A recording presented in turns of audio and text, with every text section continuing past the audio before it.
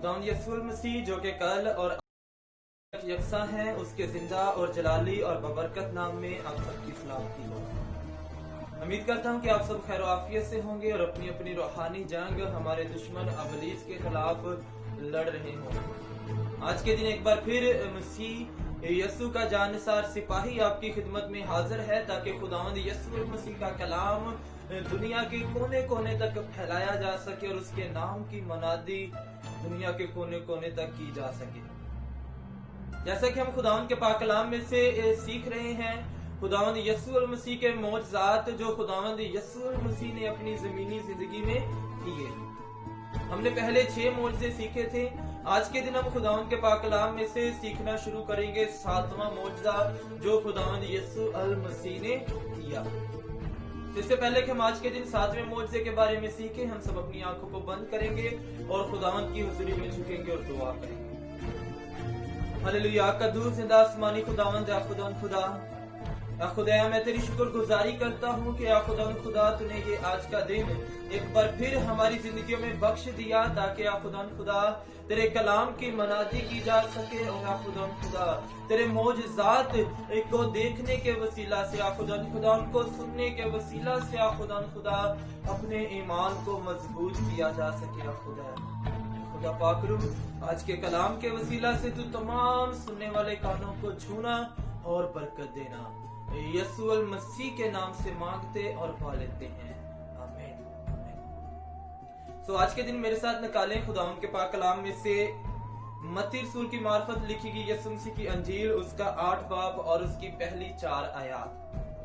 خداوند کے زندہ پاک کلام میں یہ لکھا ہے، جب وہ اس پہاڑ سے اترا تو بہت سی بھیڑ اس کے پیچھے ہو لی، اور دیکھو ایک کوڑی نے پاس آ کر اسے سجدہ کیا اور کہا کہ اے خداوند اگر تو چاہے تو مجھے پاک صاف کر سکتا ہے۔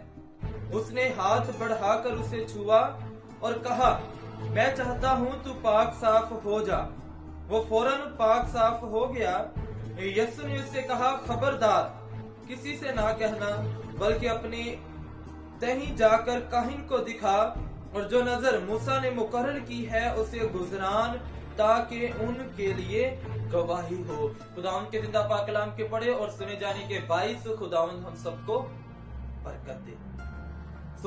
جیسا کہ آج کے دن ہم نے خداوند کے پاک کلام میں سے پڑھا ہے، متی رسول کی معرفت لکھی گئی یسوع مسیح کی انجیل، اس کا 8واں باب اور اس کی پہلی 4 آیات۔ ان پہلی 4 آیات میں ہمیں خداوند کا بندہ متی رسول لکھتے ہوئے خداوند یسوع المسیح کا 7واں معجزہ بیان کرتا ہے کہ خداوند یسوع المسیح کیا کرتے ہیں، ایک کوڑی کو شفا دیتے ہیں۔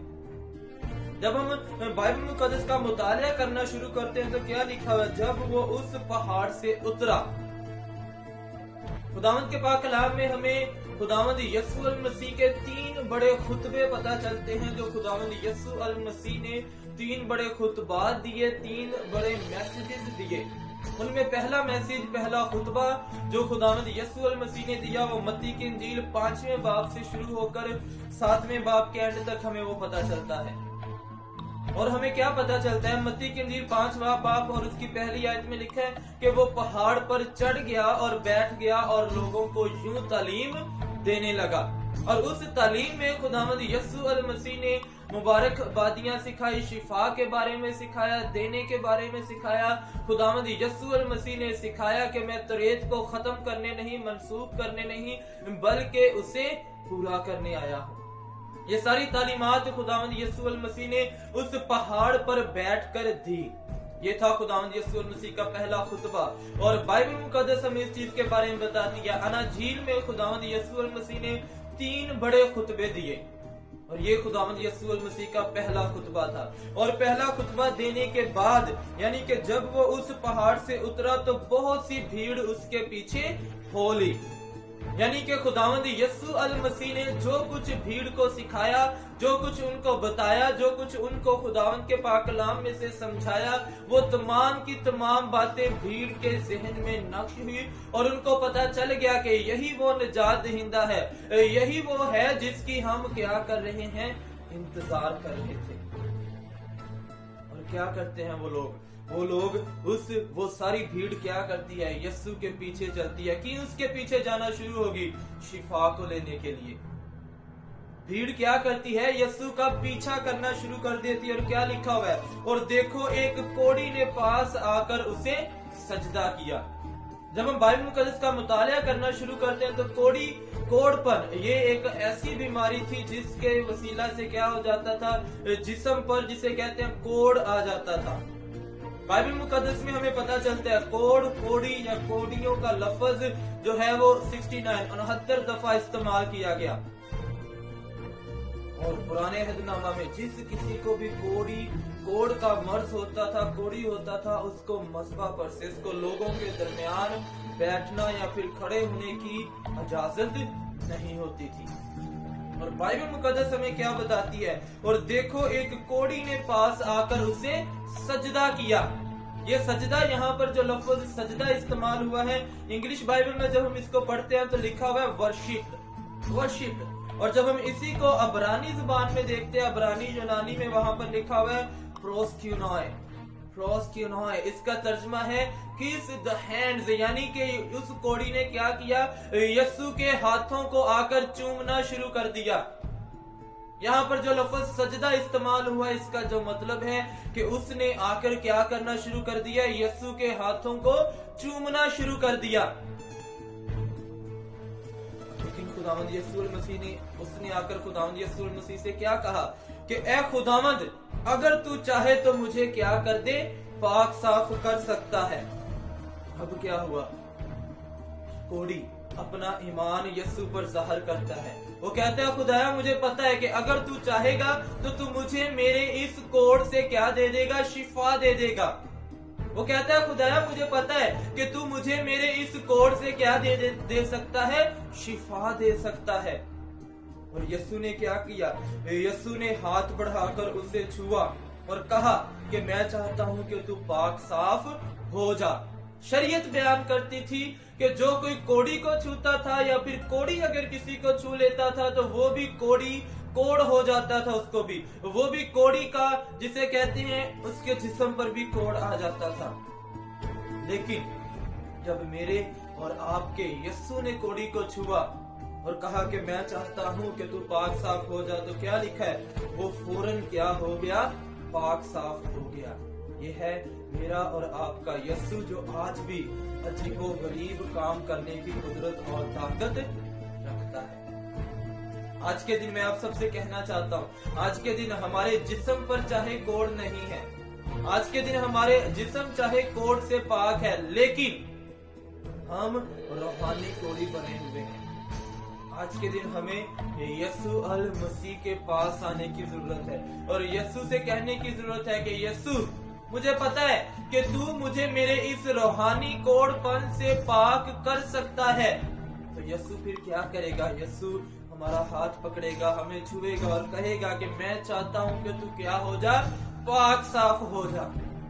आज के दिन यीशु जो है वो हमें हमारे कोढ़ से पाक और साफ करना चाहता है, लेकिन क्या हम उसके पास आकर कहते हैं कि यीशु तू हमारे कोढ़ से हमें पाक और साफ कर। क्या आज के दिन हम यीशु से हमारे कोढ़पन का जो है वो शिफा मांगते हैं या फिर नहीं मांगते। आगे क्या लिखा हुआ है, यीशु ने उससे कहा खबरदार किसी से ना कहना, बल्कि अपने दहीं जाकर काहिन को दिखा और जो नजर मूसा ने मुकर्रर किया उसे गुजरान, ताकि उनके लिए गवाही हो। यीशु ने भीड़ को क्यों कहा, यीशु ने क्यों कोढ़ी को कहा कि तू जाकर किसी को ना बताना। इसी सवाल का जवाब हमें मरकस की अंजील 1 बाब और उसके 40 से 45 आयत में मिलता है। ये मोर्जा हमें तीनों अनाजील में मिलता है, मत्ती की अंजील में भी, मरकस की अंजील में भी और लूका की अंजील में भी। मत्ती की अंजील 1 बाब 40 से 45 आयत में लिखा हुआ है, और एक कोढ़ी ने उसके पास आकर उसकी मिन्नत की और उसके सामने घुटने टेक कर उससे कहा अगर तू चाहे तो मुझे पाक साफ कर सकता है।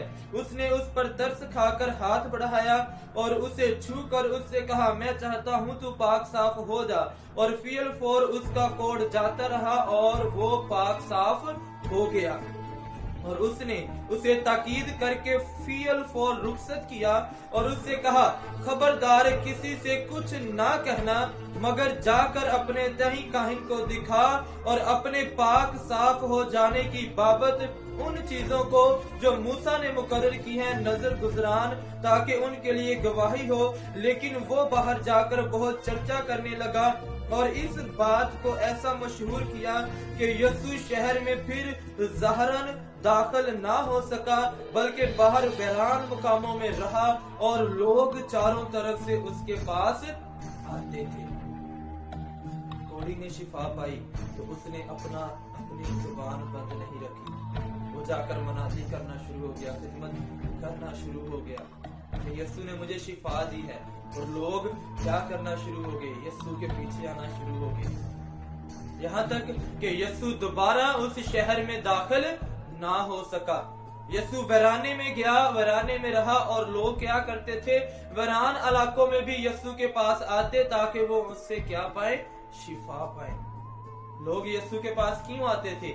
शिफा पाने के लिए, तालीम सीखने के लिए, शिफा। ज्यादा लोग यीशु के पास शिफा लेने के लिए आते थे। और यही मौजूदा हमें लूका की इंजील 5 बाब और उसकी 12वीं आयत से 14वीं आयत में भी मिलता है। आज के दिन खुदावंद का पाक कलाम हमें क्या सिखाता है? इसी मौजूदे में से कि हम चाहे जिस्मानी कोढ़ी नहीं है, हमारा चाहे जिस्मानी तौर पर हम कोढ़ से नहीं भरे हुए, लेकिन रूहानी तौर पर अगर हम कोढ़ी हैं तो हमें यीशु के पास आने की जरूरत है। अलीशा ने नुमान से कहा था कि तू 7 गोते लगा दरिया यरदन में, और 7वें गोते पर वो पाक साफ हो गया। यीशु आज के दिन हमें 7 गोते लगाने के लिए नहीं कहता। यीशु कहता है अपने आप को धो। यीशु हमें धोने को कहता है, हमें अपने आप को धोने की जरूरत है और खुदावंद के पाक कलाम में गोते लगाने की जरूरत है। इसको स्टडी करने की जरूरत है, मुतालिया करने की जरूरत है, ताकि हम खुदावंद यीशु अल मसीह के कलाम में बढ़ते हैं। सो खुदावंद आप सबको आज के कलाम के वसीला से बरकत दे और अपने जलाल के लिए इस्तेमाल करे। दोबारा मुलाकात होगी अगले मौजज़े के साथ। खुदावंद आप सबको बरकत दे और अपने जलाल के लिए इस्तेमाल करे।